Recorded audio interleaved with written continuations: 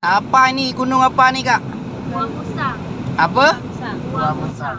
Gua Musang. Nah, ini adalah Gunung Gua Musang. Nah, unik bentuknya. Besar dia. Besar dia, tinggi menjulang, tiada tebingnya. Tidak bisa kita mendaki ke atasnya. Ini juga di sampingnya. Nah, ini juga lagi besar. Di dalamnya itu ada gua. Masya Allah. Musang banyak juga. Itu yang dinamakan Gua Musang kat sini deh. Oh, Nama itu tempat. lagi yang di depan ada satu lagi yang sangat unik.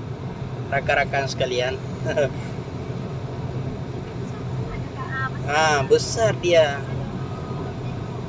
Wah, sampai dekat. Kejap lagi.